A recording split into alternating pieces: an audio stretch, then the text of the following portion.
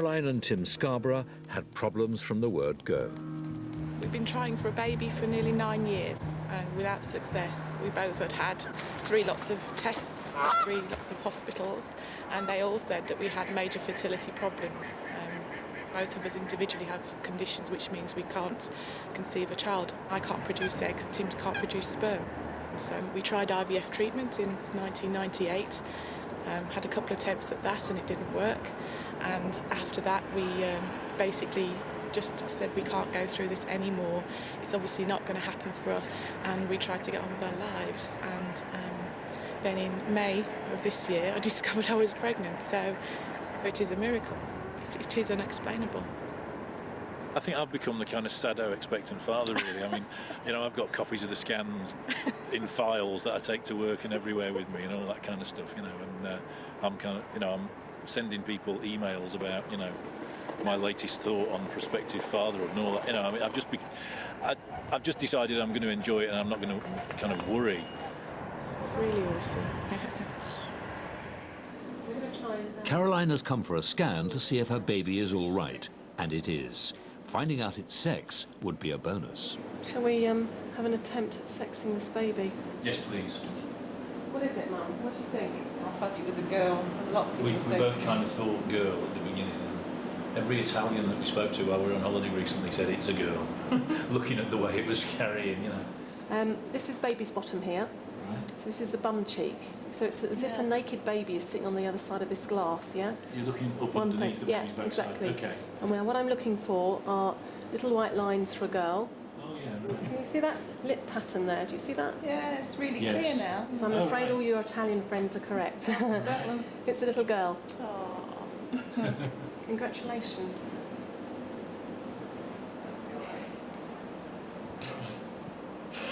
Sorry.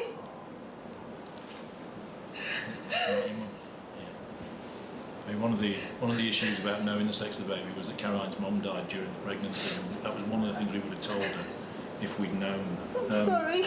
Still quite raw because it's only a couple of months since Caroline's mum died. You're right there. Yeah. Have you thought of any names for her then? Yeah, we're going to name her after my mum. What's her name? Eve. Yeah. Oh, that's lovely. I better say hello to Eve. Hello, Eve.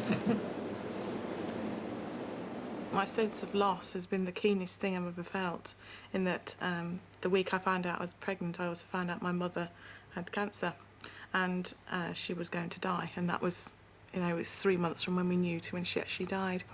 And I thought the timing of this is absolutely lousy, because this time I need my mum most. I mean, it's the person you turn to, ask a lot of questions of, share the preparations for the baby with, and it was just the hardest thing.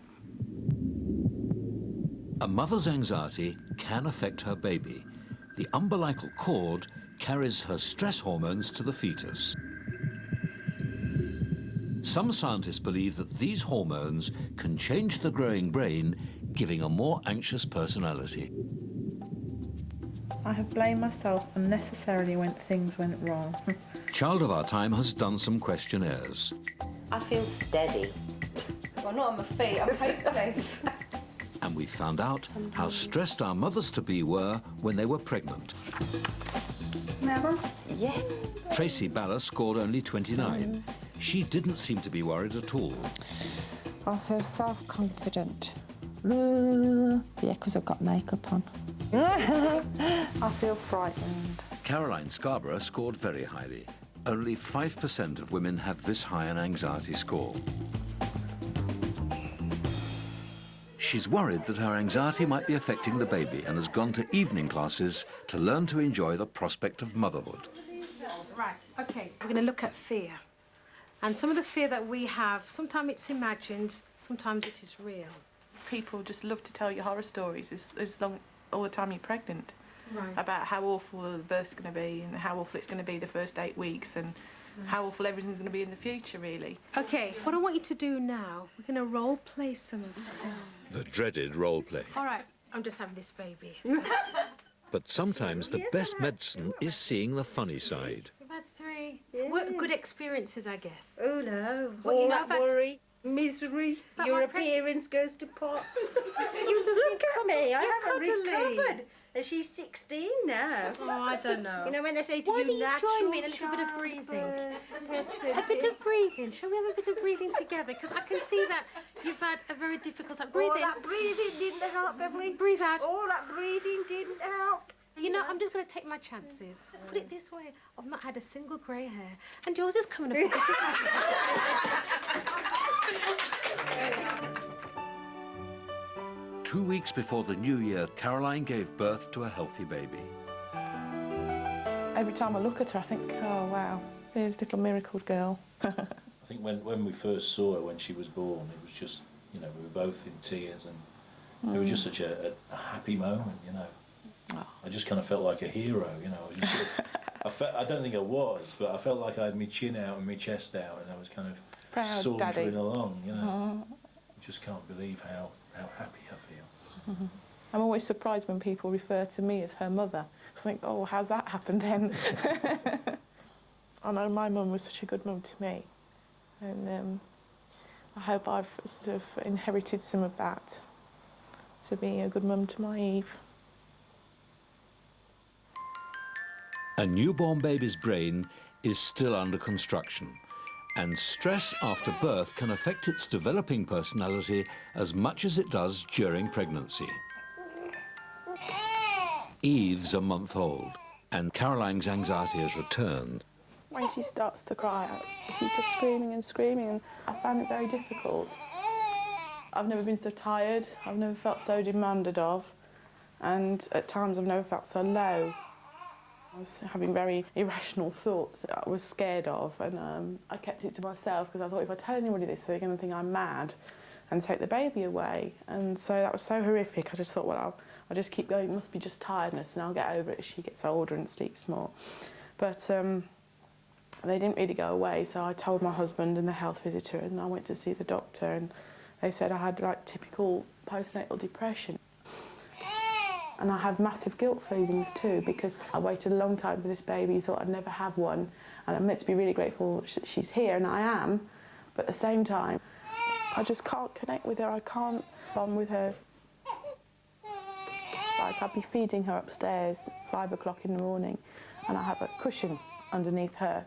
I thought, this would all be over if I put the cushion over her face now. Or I'd think about taking my own life, because I thought, well, I'm a useless mother, because I don't know.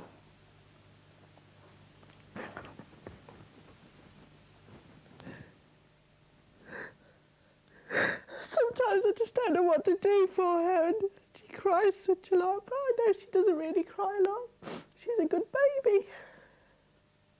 But it's just anxiety all the time.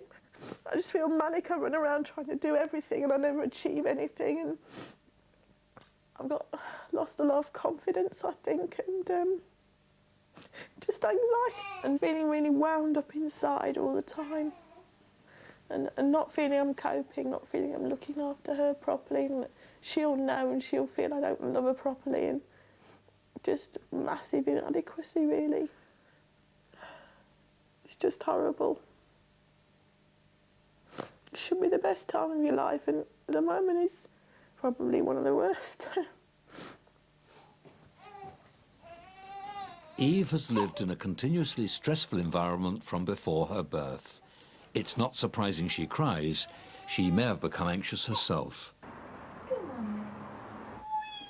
6 months after her birth, we went back to the Scarboroughs to see whether Caroline's anxiety might have affected Eve's personality.